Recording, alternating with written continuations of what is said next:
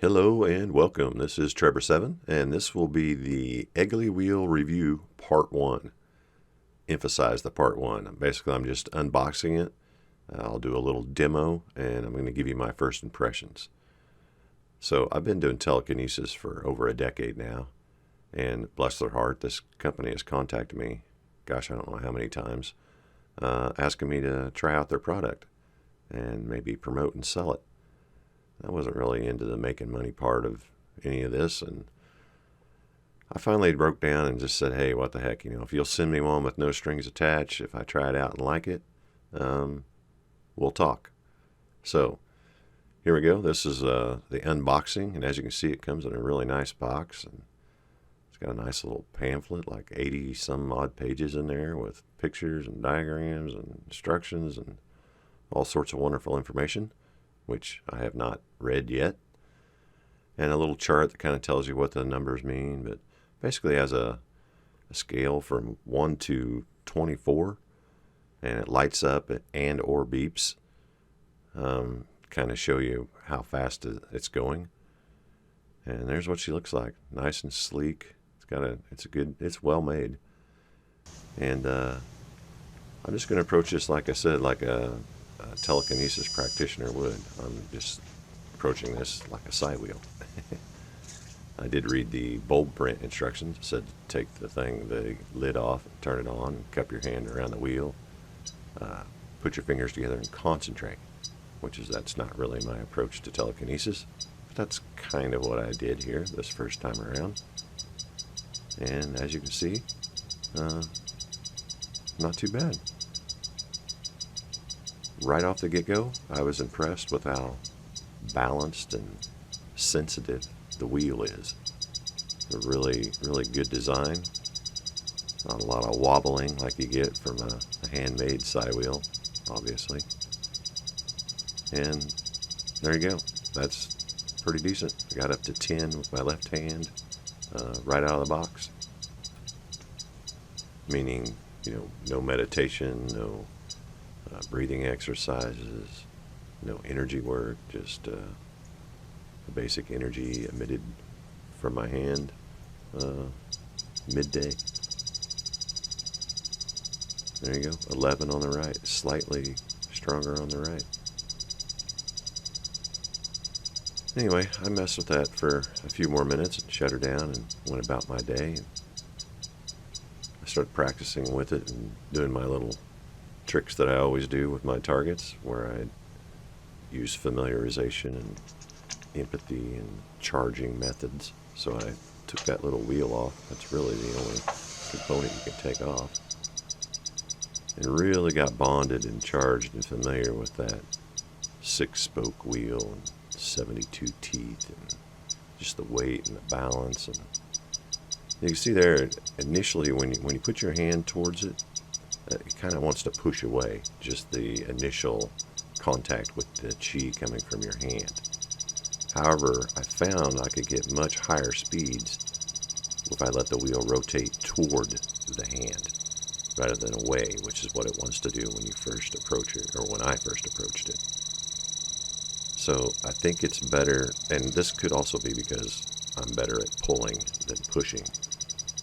But as soon as I switch directions, like I said, I think that was like three days into practicing. Yeah, this was like the third night. As soon as I would get it going in the right direction, I was basically just using my pull move, which I feel comes from the center of my palm anyway.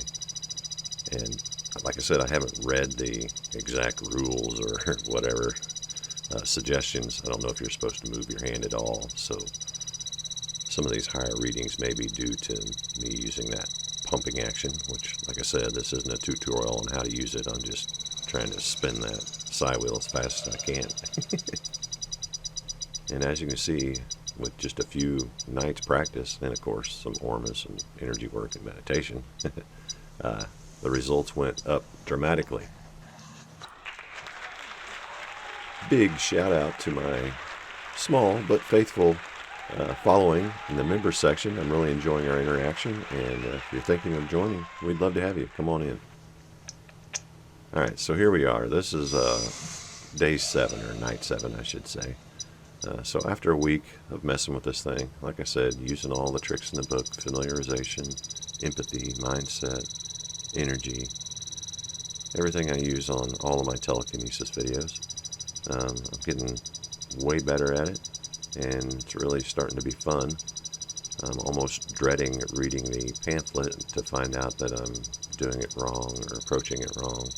It does say that it's a vitality meter, which makes me think it's probably more of like a biofeedback design, where you're just really supposed to be in proximity of it, maybe not necessarily using telekinetic abilities purposefully. But if that's not the case, I'm loving it, and there'll be at least a part 2. I want to get a little more in depth and share whatever information. There's got to be some interesting information in that huge pamphlet. So I definitely want to read that and share whatever wisdom or tips and stuff that I find in there that I think might be helpful. Not really at the point where I would say, yeah, everybody should go out and buy this thing.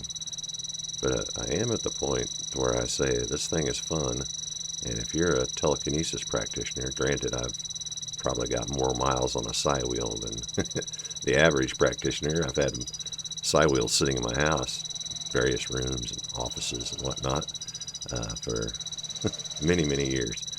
And in fact, I spent well over a year staring at a psi wheel. I was content just being able to turn that thing. So this thing is like I said, like the Cadillac of psi wheels or something, you know. There you go, 23. Now, on a scale of 1 to 24, I'd say that's almost maxed out, you know. That's pretty good after a week of working with it. Again, wouldn't expect these results if you not spend a lot of time with psi wheels, and if you don't do energy work or take ormus, or do breathing exercises or yoga. If you don't do anything, I doubt you could get up into that range. And in fact, I've had a couple people weren't willing to be on camera, but were willing to cup their hand around it. And it seems like most people are around the 4 to 6 range without trying or knowing anything about telekinesis. Just the proximity of their hand and the energy flowing through their hand turns the wheel. So I do think it's more of a tool than a toy, as in you could probably use it for various different reasons. But as a telekinesis target, I have to say it's pretty high tech, and it's pretty impressive. In my practice phase, I was a little intimidated by the lights and the sounds and all that. But fortunately, it has 3 modes. Of course, there's off, which is how I practiced most of the first evening. And then there's, if you click it up just 1 notch, it's just the light indicators. And if you flip it up all the way, it's the light and the beep. Now, at first, I didn't care for the beeping. I found it rather distracting. For me, I try to keep a level emotions and energy and mindset, and the stimulation of hearing it chirp, like a cricket when it's really going good, would sometimes kind of snap me out of my zone, so to speak. So that took a little getting used to. But now, I have to say, I kind of like it. It kind of gives you a little boost of confidence without really, shocking you. So I've grown to like it. As you can see, it's super responsive. You stop working on it and it stops turning. Although I have found now, in fact it's sitting about 2 feet from me now, like psi wheels that I've worked with, just being in the room with them will start them to slowly turn, which is what my Egely Wheel is doing right now, sitting on my desk. But when I first got it, you didn't go near it, it didn't move. So I still think that's sort of a telekinesis thing, the fact that it's turning slowly without me even looking at it. It's just from the energy coming from my body, I think. But anyway, I'm going to be back with a part 2, like I said, and we'll follow up and see if I've learned any more, or if I was able to max it out, or I have any tips or recommendations or anything. But I really appreciate you guys watching this video and sharing my first experience with the Egely Wheel. This thing has been around a long time, and if you go looking for photos of it or something like I did for my thumb, you'll see it's been evolving over the years and improving, and this is the top of the line, state-of-the-art model you're looking at here. And if you're going to get one, why not get a good one? You know, have you ever gone and bought something and say, I think I'll buy the most expensive one, and then get home and say, boy, I wish I'd have bought that cheap, crappy one? No. You know, if you're going to get one, you might as well get a good one. But like I said, this is just my first initial impressions, and I was more than happy to share it with you. And I'll see you soon with a part 2.